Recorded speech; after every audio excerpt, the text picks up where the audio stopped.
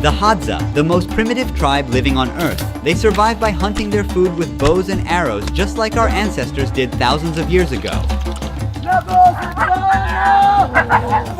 Deep into the wild savanna, where uncertainty awaits behind every bush, they chase rock hyraxes, antelopes, and baboons. The Hadza tribe lives life in its rawest form. They drink muddy water, eat honey with larvas, and even sometimes meat with animal waste. For the next 3 days, I'll be a part of their tribe and witness their way of life. The Hadza tribe has been living near Lake Eyasi in northern Tanzania for over 50,000 years and only made first contact with the modern world around 150 years ago. They speak Hadzane, a unique language with clicks. The members took us to their chief.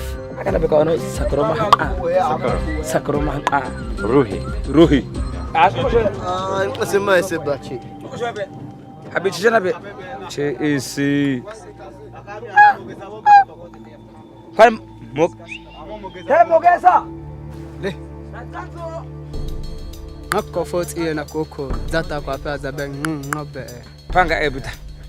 Hunting skills are evident in the leather and furs they wear. What is this on your head? Baboon.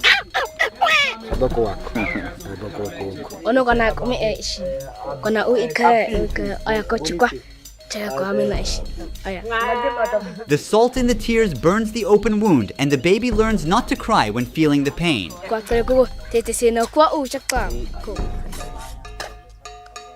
Here, a young group of people are crafting and repairing their gears for the next hunt. It's a skill passed down through generations.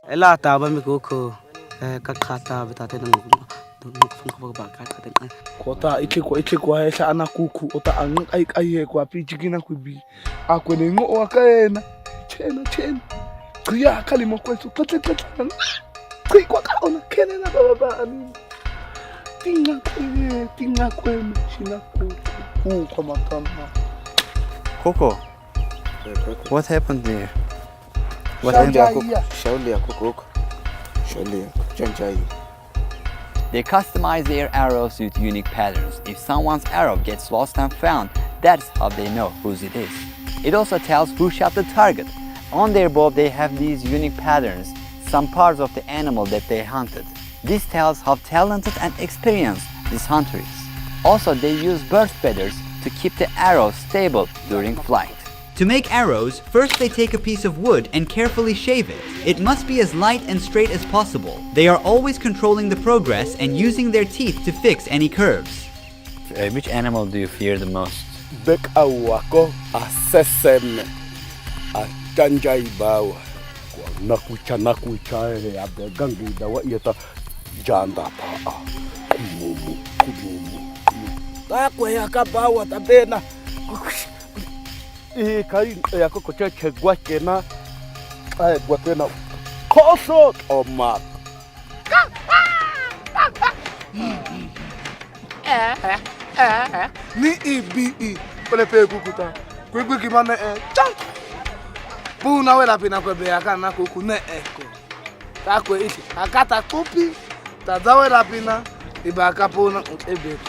We've gathered before the break of dawn. Sakura is yelling to wake up the other hunters. Please be aware that some scenes you're about to see may be sensitive. We kindly ask you to watch the culture and lifestyle of the Hadza tribe with respect and an open mind. Our journey into the wild begins once everybody is ready. They split into different groups so that they'll have better chances on hunting. The tribe is getting ready. Let's see what will happen. Once the daylight breaks, we're going into the wilds, with Socorro leading the way. We've got around 10 hunting dogs with us, on the alert. Hunters are carrying knives, bows, both poisoned and non-poisoned arrows. Sakura pointed this way. We are separating now, look there. So we will follow this group. One of our crew is following Sakura and the dogs. Throughout the hunt, we will separate into groups from time to time. In this vast terrain, the dogs are our eyes and ears. They are spreading out and searching over a wide area. This strategy allows both dogs and us to cover more ground and increase our chances of spotting animals.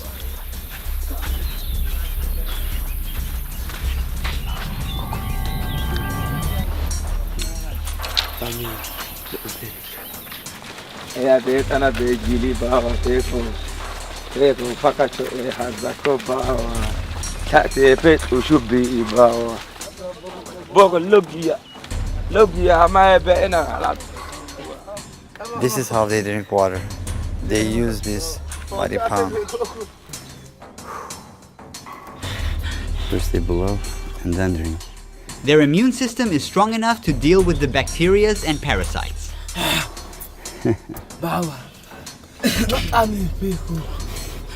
They don't care whether it's clean or not. The dog's starting to run. There's something there. Run. He's gonna put the long stick inside that hole. He's trying to move the animal to come out. The previous stick wasn't long enough. Now he's making a longer one. Dog is trying to dig a bigger hole to make it easier to grab the animal. Watch over.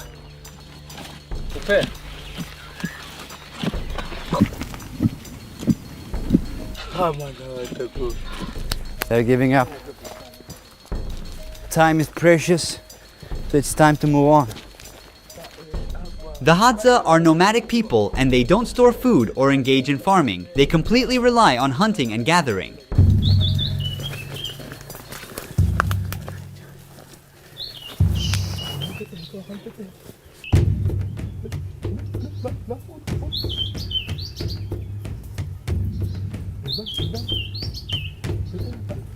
They're teaming up to catch the squirrel. One hunter shakes the tree to confuse the animal and make it run towards the other hunter.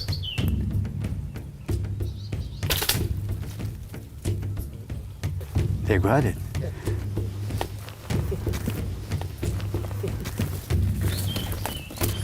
This is the first hunt of the day.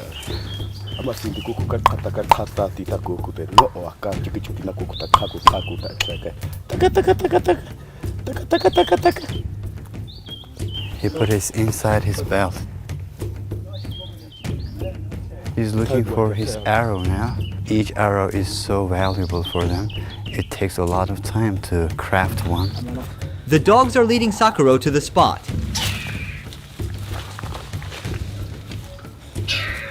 He's filling in the openings with grass to stop the animal from getting away.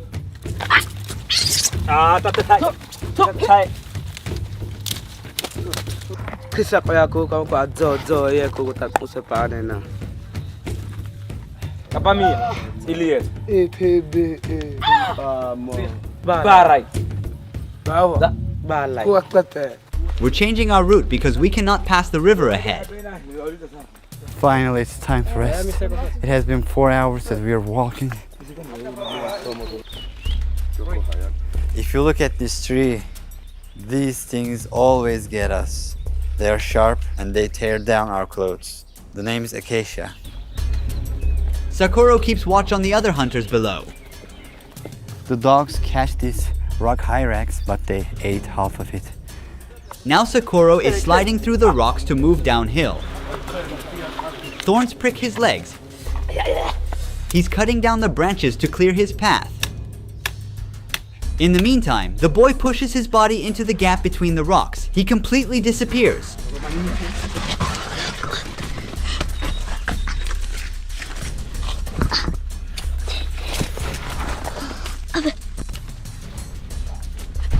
The boy who went in this rock has been circling the entire area from one side to the other. He and the dogs are searching for their prey in a quite tiny space.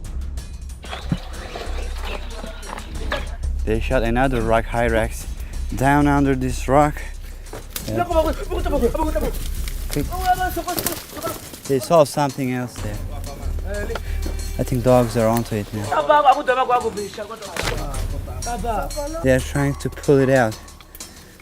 It's a food that is ready but unreachable yet. The one in the nest has been caught. The animal is still alive. He's trying to end his way. That's a bad way to go. Very bad way to go.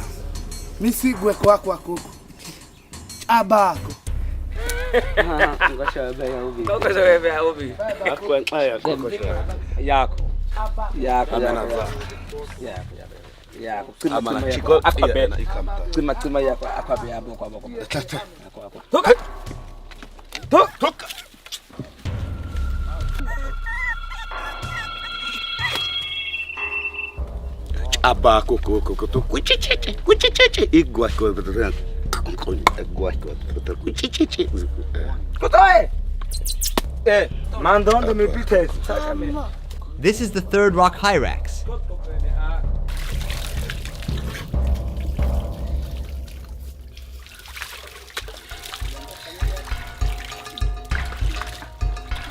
In just 50 years, the Hadza lost 90% of their lands to neighboring tribes cutting down trees and driving away wildlife for crops and livestock.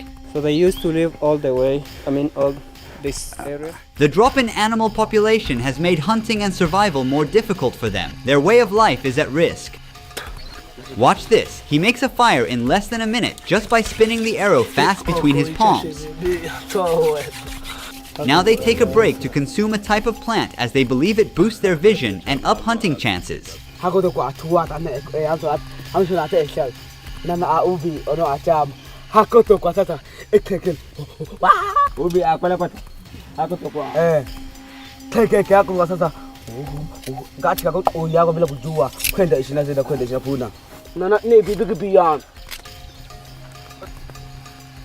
Even walking in this terrain is a challenge.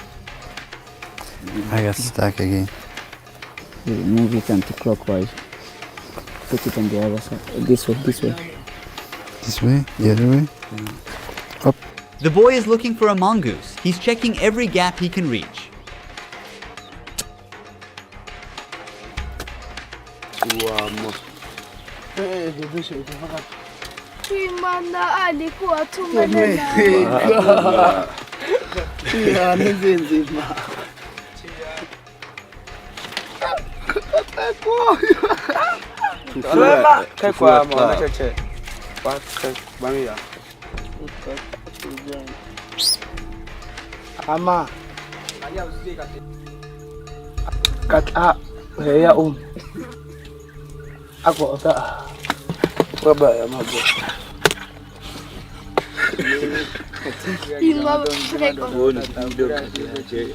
Don't judge, this is the way they live. This is how our ancestors has survived.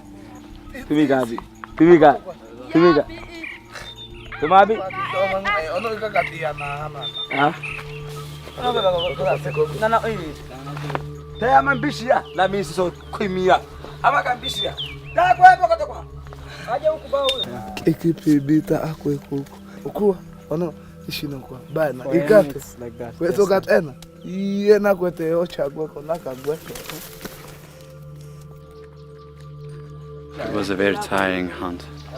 Very tiring. We walked 36,000 steps in just 7 hours while tracing animals in the mountains. He says for the baboons, they prefer the bottom meat. And which part?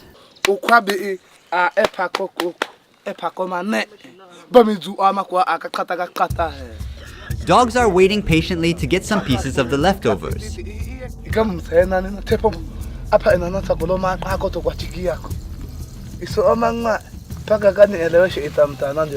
They start eating the hunted animal from the nails. They don't waste any part of it. They consume the meat along with soft bones. You can hear the pops and cracks with each bite they take.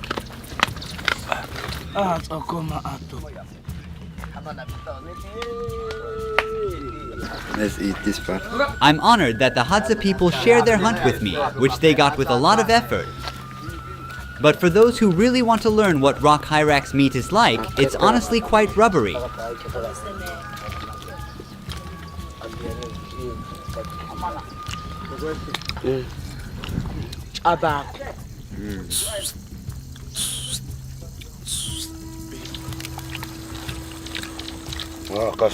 They spend their free time making new arrows to replace the ones they have lost during the hunt.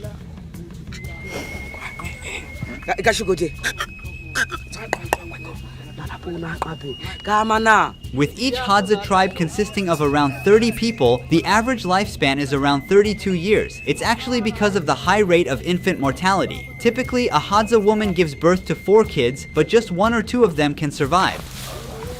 Honey is their liquid gold, packed with energy and vital nutrients to keep them going strong in the wild. It is the most consumed food in the tribe. We are near a baobab tree. You see a hole inside the tree up there. That's where the honey is.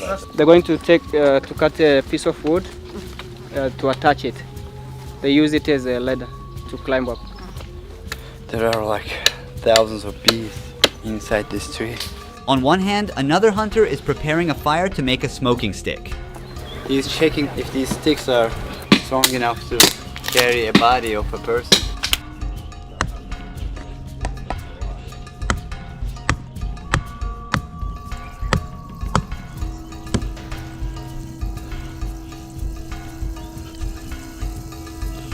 Now he puts the smoking stick into the hive to calm the bees for a short time.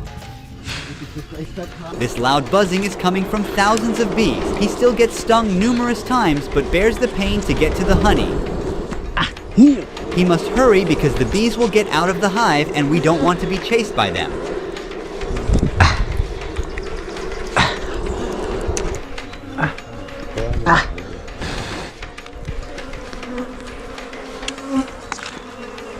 Kuaba, che. Kaina. Nia na kwetu. Nadi bane moko na bahata ba. Keme uta abugu kuba. Ko ba miteko opasa te akwana na noko. There is very little honey in it. It's mostly wax. And there are some larvae inside. Let me show you. For the Hadza, honey is not just food, but also their currency. They exchange it for sharp metal tools, glass beads, tire shoes, and corn flour.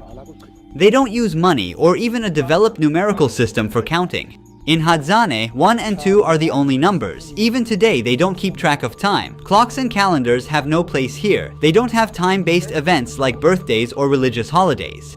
Does he know how old is he? Nowadays, some of them have learned the official language of Tanzania and have borrowed numbers, but most still can't count up to 10. To express numbers beyond 5, like the 8 in this case, he needs to combine them.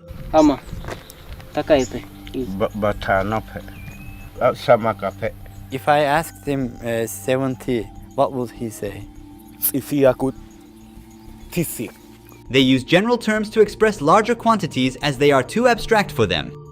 Do they always have that baboon hunting in their mind?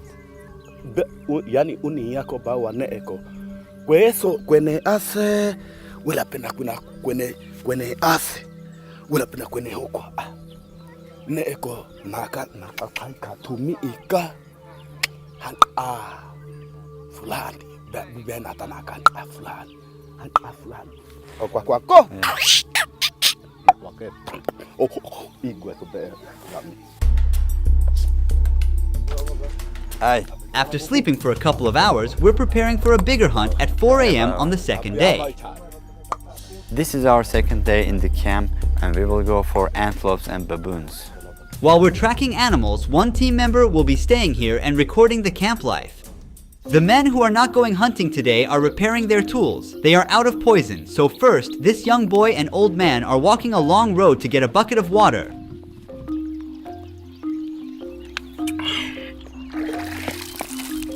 Busy with their daily tasks, they still keep an eye out, taking advantage of any opportunity to hunt down something for today's meal. After several unsuccessful attempts, he finds a large snail on the way back to camp.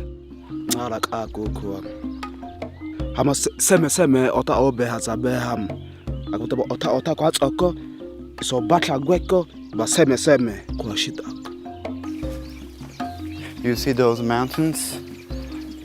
They say there are many hyenas there.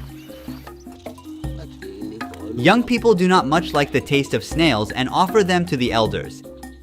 In the past, when a tribe member grew old, the young ones would hunt a large animal for them, offering its meat as a final feast before abandoning the elders to starve to the end. Nowadays, they take care of old members and share their hunts. This bough belongs to the desert rose tree, which possesses the game-changing ingredient for Hadza hunters in battling big catches. They begin by cutting the bough into small pieces, placing them all into a pan. Cold water is poured over the pieces and let the mixture boil. He dumps leaves to skim off any foam from the surface. After removing the pieces, they let the mixture simmer down until it thickens.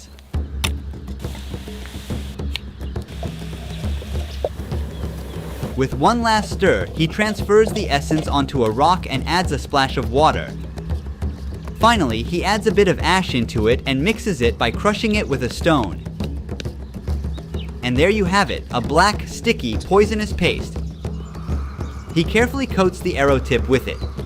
Now this arrow is ready for action. He rubs his hands on the grass to clean the poison. Ako koko akana besak adani yako. Bititi yako koko unini na ateni na koko. Ako koko kwa tempe. Iko chi koko paka ko inkono ko duli. Pai pude ito koko ta. Awe koko ta. Tu. Pakate. Bopoko komatiko. Angana atokwana koko. Akoro otona. Ako koko. While men search for meat and honey, women gather fruits, vegetables, and greens. Right now they unearth roots and tubers by using digging sticks. They are like nature's nutrient storage units. Here she found a wild potato.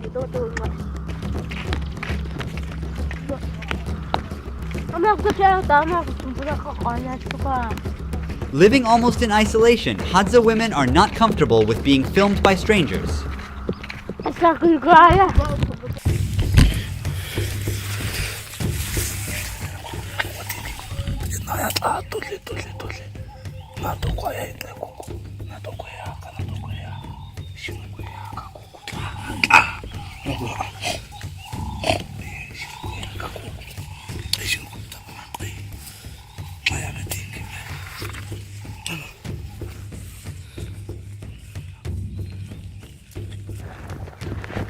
Look, pig digged here. Another scratch on this tree. They heard a crackle and are now stopping to figure out where the sound is coming from. They're gonna check if there's anything to investigate or anything to hunt.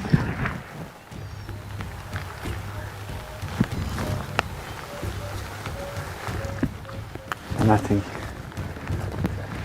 Because of the rain, animals hide in their tunnels or shelters. Do you see the nest of a very small animal called bush baby? They are throwing rocks towards the tree to move the animal from where it hides. It's time to run.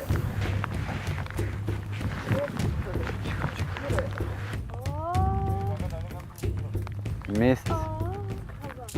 There's no missing from here. Oh! They're having fun. Animal has nowhere else to go. Look, look. There's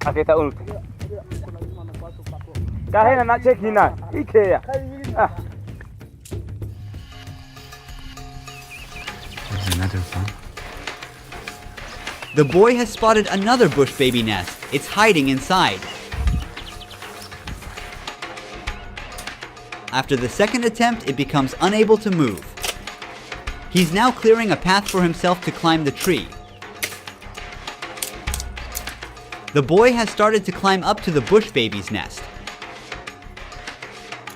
He's getting closer and got it, right by the tail. The bush baby's eyes are full of worry and it's tightly holding on its nest, trying to protect itself. But no chance left for the little one. He's still alive. To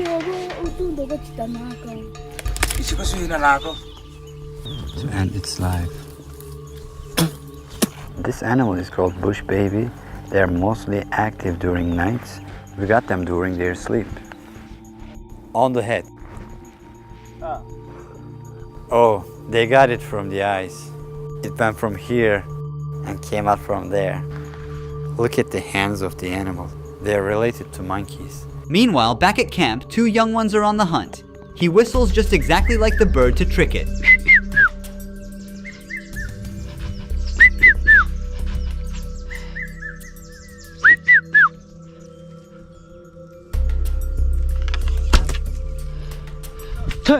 So near, yet so far, he missed it.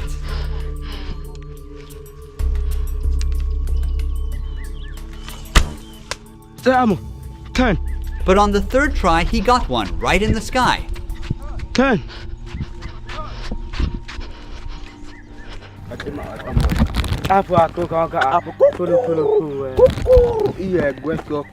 What happened to this dog? He's got a lot of scratches. Baboon? Yeah. Since rain has stopped, the animals can now come out of their shelters. And Hadza are ready to get them.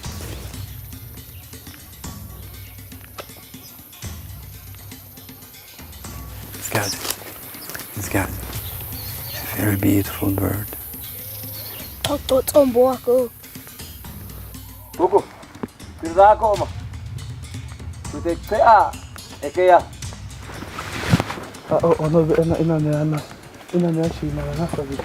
Dogs seem so sure. There is definitely something.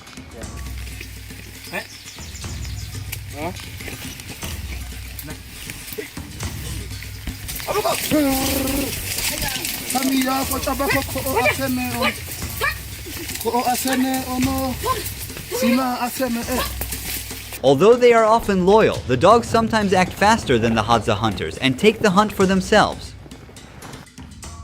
He's trying to catch the bird with his hand. Sakuro and the other hunters are exhausted now. Taking a break from the hunt, we're heading back to camp. When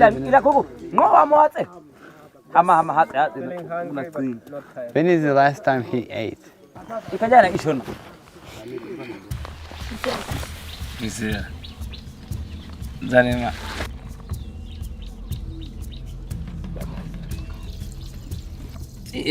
Ilikuwa kalimu aso hamanaka kalimu kwati yami ukuwa ama isho kote chipana ne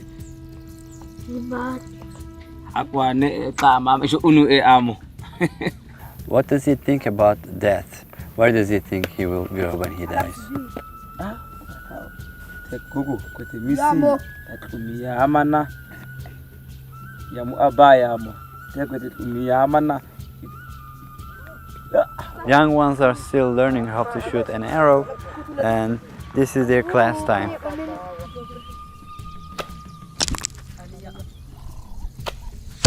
Ooh. Ooh. Nice. What are their dreams for future?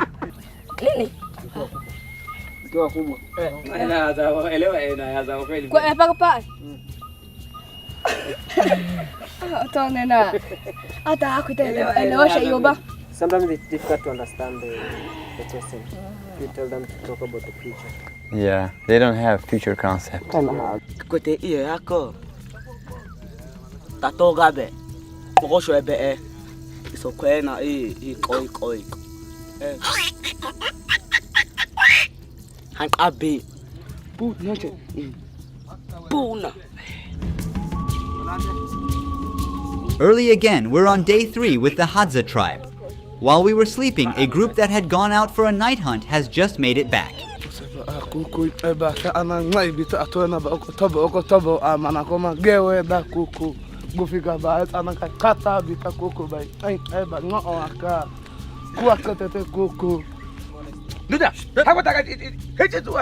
They got an antelope. It's called dik-dik.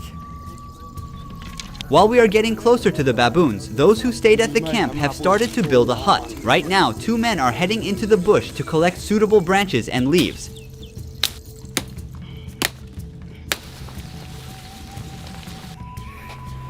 Baboons are smart animals. They keep moving around when they sense something. They don't like human contact. You have to keep up, come on. They went to ask if they saw any baboons around. We are smart, but so they are. They can sense that we are closing in.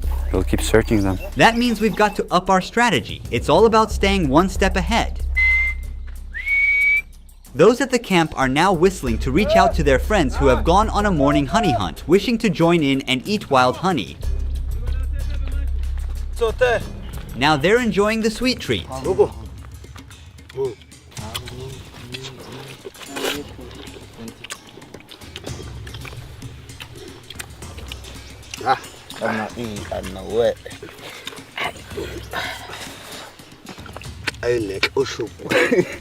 Hello.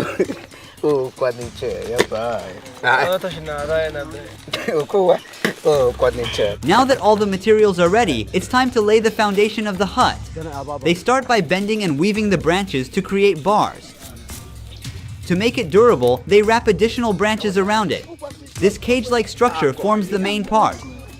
Then they surround the base with wild aloe vera plants and cover the top with leaves and grass.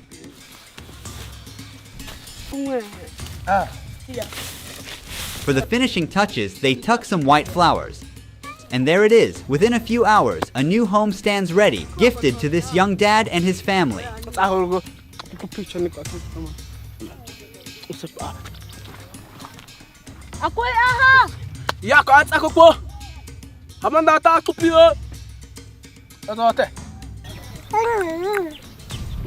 Baboons get up those baobab trees, so they are checking each and every tree. But our main objective is to get to those rocks. They say that baboons are living there. As we are walking along the path, we spot a group of rock hyraxes hiding into the rocks below. They got all the 5 rock hyraxes. Now it's time to move on for baboons. They are hungrily eating the stomach, filled with an almost fecal-like mixture of half-digested food and stomach acids. Sakura says they checked all the areas and couldn't find any baboons, but we will try our luck during night. Baboons can learn from past experiences, avoiding places where they have faced threats. It seems they are abandoned here. The Hadza are adapting their strategy. They will chase baboons in another part of the region tonight. Both predators and prey are constantly learning and adjusting. It's like hide and seek, but in a wild setup. Now we are on baboon hunting. It's getting darker. Some of the tribe members detected where they are living. They are on a tree. We will be extra silent. Baboons are not nocturnal animals. They're active during the morning, and at night, they sleep in trees where they are protected from predators, mostly leopards, hyenas, and humans. We will increase the ISO of the camera and we will be able to see with noise. I can't see an inch in front of me. We gotta stick close to the hunters. Don't want to accidentally be shot by a poisonous arrow. We are heading deeper into baboon habitat. I feel like we disturbed the forest.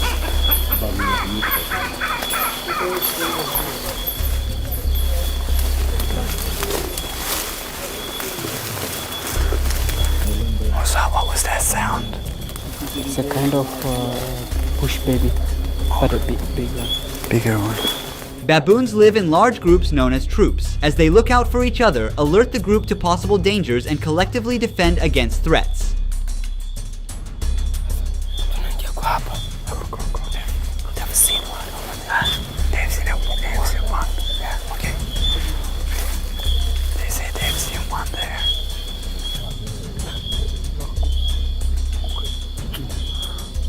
We have to move. They are not here. Baboons are extremely agile and can move quickly both on the ground and on the trees. They are trying to decide which way to go.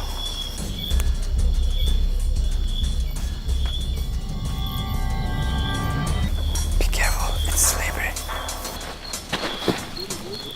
We're walking along the edge of the stream, and there's a steep slope down below. It's so narrow, even for just one person to pass through.